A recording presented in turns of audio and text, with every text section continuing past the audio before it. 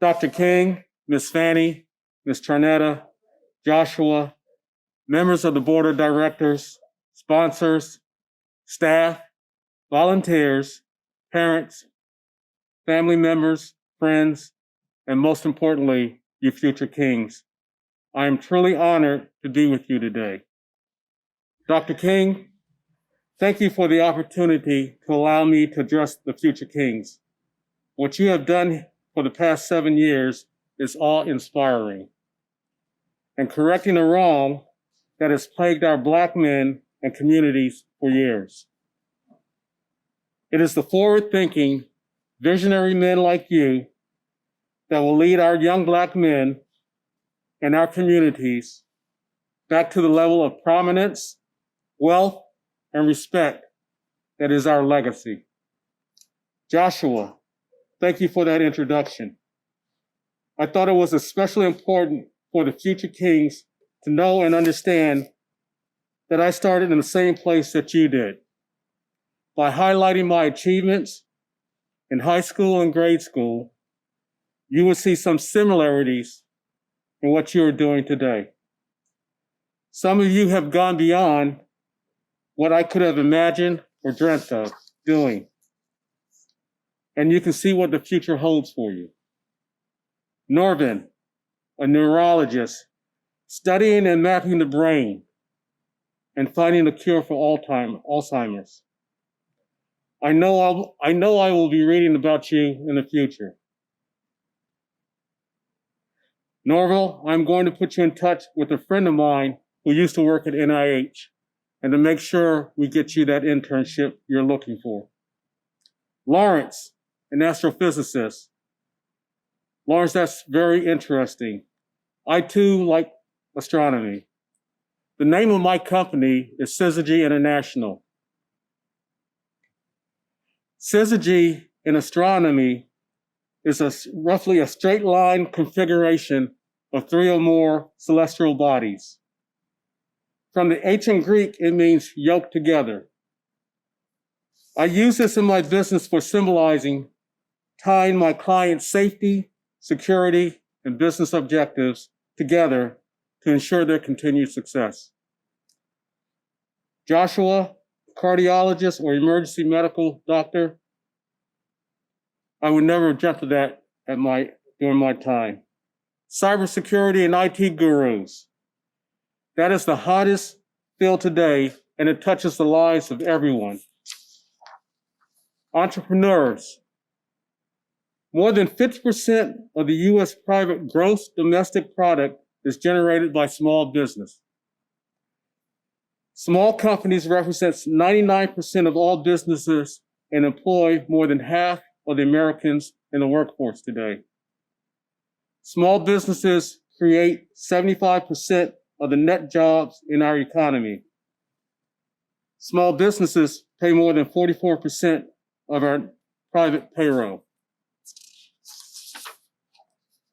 Dr. King, you have given these future kings a place where they can dream, where they can dare to dream, the impossible dream, aspire to rise up and achieve their full potential.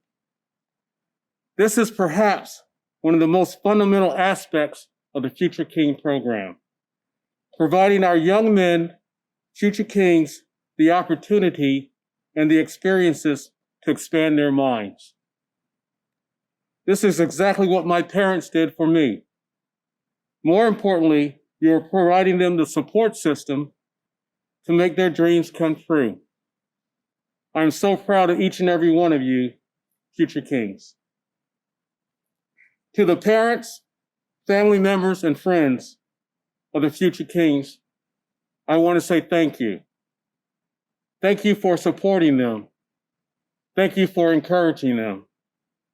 And when necessary, keeping them on task. If they were anything like me, well, let's just say we all needed that helping hand at times. It takes a whole village to raise a king. In my case, it took a whole village to raise a general.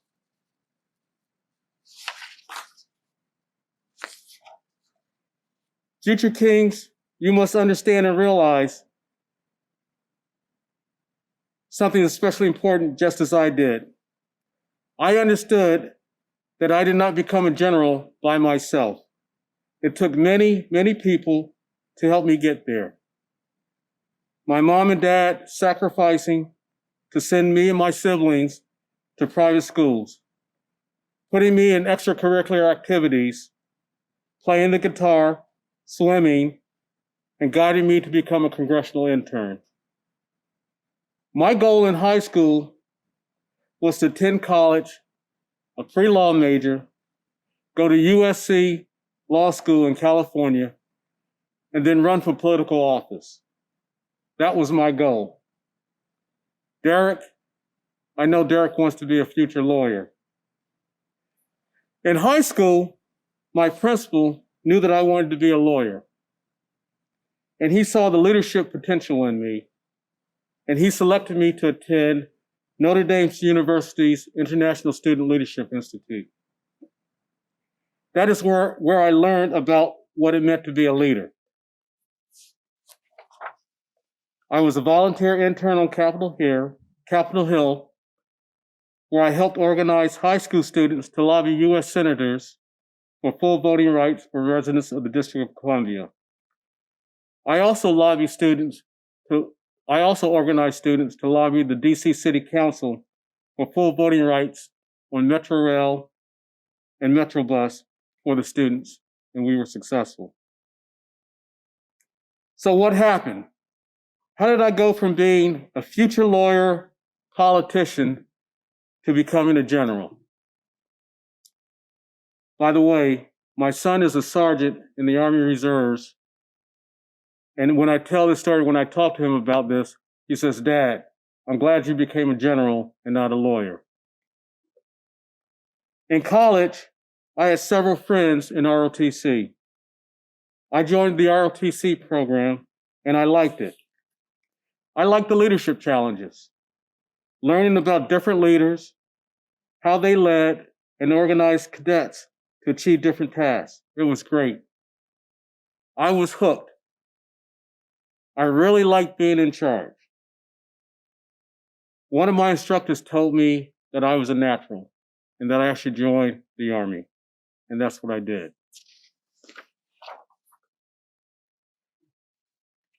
You know, if you talk to my wife, she would still tell you that I still like telling people what to do, but she reminds me that she tells me what to do. But also understanding that as a leader, you are responsible for making sure that everyone is successful. And if they fail, you took the blame for the failure. For me, failure was not an option. And I know that most of you feel the same way. Failure is not an option. During my 37 years of service in the military, I learned several things. First, I am only successful if my people are successful. I learned that as the leader, it was my responsibility to take care of my soldiers. I knew that I could not complete the mission without the help of my soldiers. I learned to treat them with dignity and respect in order to gain their respect and their trust. Once you gain your subordinates' trust and respect, they will do anything for you because they know that you care. During my readings and studying, John C. Maxwell had a quote: "People don't care how much you know until they know how much you care." When you show people that you care for them and not just yourself, they will fully support you in your endeavors.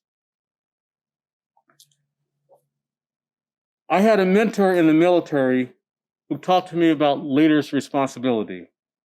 The first responsibility of a leader is to define reality, and that is to tell the truth to people. The last responsibility of a leader is to say thank you. In our Army, we have an all-volunteer Army. And as a leader, if you're not taking care of your people, they will walk away from you. In between defining reality and saying thank you, the leader is a servant. A leader must teach and train his soldiers to accomplish the mission as he would accomplish the mission. So to become a general officer is not an easy task. There are over 2 million people in the military, including active duty and reserves. Of that 2 million, there are only about 1,300 admirals and general officers. So that means to become a general or an admiral, that is about 0.006% chance of doing that. That is a very, very small amount of people who become a general officer. And then to go from a 1-star to a 2-star, less than 50% of the 1-stars make it to 2-star. And then you go up to 3-star and 4-star. So again, it's truly the best of the best. When I decided I wanted to become a general officer, I reached out to several general officers and asked them to mentor me through the process. I had several mentors who continued to challenge me, guide, and push me to become a general officer. Remember, you cannot get there by yourself. And if you want to know how to become a general officer, who's the best person to talk to? Another general officer. I had to go to school. It's not an automatic process. You have to be selected at each stage and at each school. So your performance, how well you performed in your assignments, dictates if you get selected. I had to attend the Command and General Staff College. I had to attend the Army War College. Each one of those require that your packet goes before a board, and they select only the top people to go through that next class. After you become a general officer, you're still required to attend senior level or general officer training courses. There's a basic course, an intermediate course, and an advanced course. In addition to these required courses, there are several other courses that you can attend. So the learning does not stop, and it is required to maintain your level of proficiency at each one of those different levels. So that is the important message for you future kings. You must continue to learn, continue to go after you get your post-secondary degrees from college, master's degrees, MBAs, PhDs, or JDs. And once you've completed that, when you're working in your profession, you must still continue your continuous education. My discussion with Joshua last night, or a couple of days ago when we were talking, I asked him, what is the responsibility? I asked him, what is another name for a future king? And just like I asked you today, and you got it, you're a prince. And what is the responsibility of a prince? You are there to study, to learn, to one day to become king or that future leader. If you want to be an astrophysicist, go talk to an astrophysicist. If you want to be an engineer, go talk to engineers. Cybersecurity professionals or IT, go talk to them. If you are not decided what you want to do, that's okay. But start talking to different people in different professions to find out what you want or what you like. More importantly, you will find out what you don't want to do. The second thing that I did while I was preparing to become a general officer, I read general officers' biographies. I looked at what schools they attended, what assignments they had, and I emulated what they did. I always chose the tough assignments.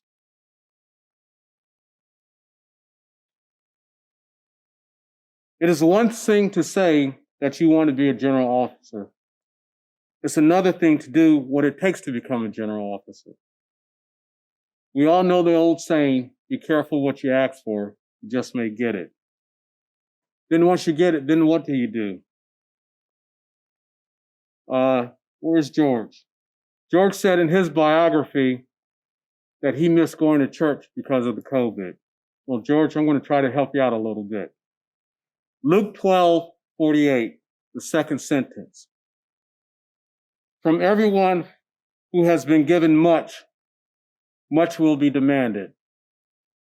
And from the one who has been entrusted with much, much more will be asked. So that is what it means to be a future king, and that is what it means to be a future leader. Being a general officer meant that I was not in charge of my time. My time was dictated. Even when you're a 1-star, 2-star, 3-star, or 4-star, there's always somebody above you who will make requirements of your time. My mentors taught me that my responsibility was to be a servant leader, taking care of soldiers and their families and still accomplishing the mission. I led the largest military police formation in the Department of Defense, and I was responsible for operations all over the world. That was the pinnacle of my career. But I remembered that it was not about me. It was about making sure that the 13,000 soldiers and family members that I was responsible for were trained and ready to deploy and support military operations around the world. For me, this is what leadership is all about: serving the soldiers and their families that were entrusted to me to lead, and those who crossed my path. I gave you all a little coin today, and it had a symbol on the back of it. That symbol is an Adrinka symbol from Ghana, Africa. That symbol means he who wants to be king in the future must learn to serve. So, as future kings, you must understand that your responsibility is not just to be successful, but you must give back. You must serve your communities, your families, and those people that have helped you along the way. 2 final thoughts I want to leave you with. Think about King Mansa Musa of Mali. He was the richest man in the world, richer than Bill Gates and Elon Musk. What did he do with his wealth? He gave it back. He built the University of Timbuktu so his people could learn and aspire to do great things. He served his people. As leaders and future kings, you must care more than others think is wise, risk more than others think is reasonable, expect more than others think is possible, dream more than others think is practical.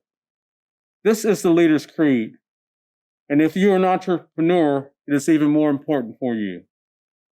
I am the president of the Retired Military Officers Association. We are a group of entrepreneurs, business owners, that collaborate with each other to accelerate our business growth. I'm going to arrange for you future kings to participate in our monthly meetings.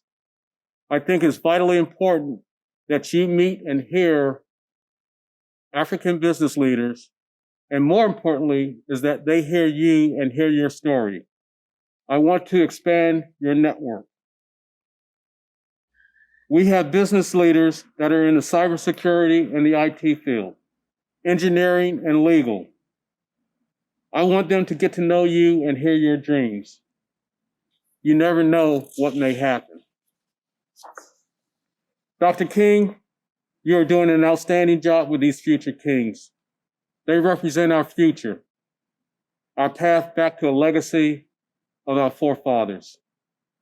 Thank you, your staff. May God bless and watch over you and the future kings. Thank you.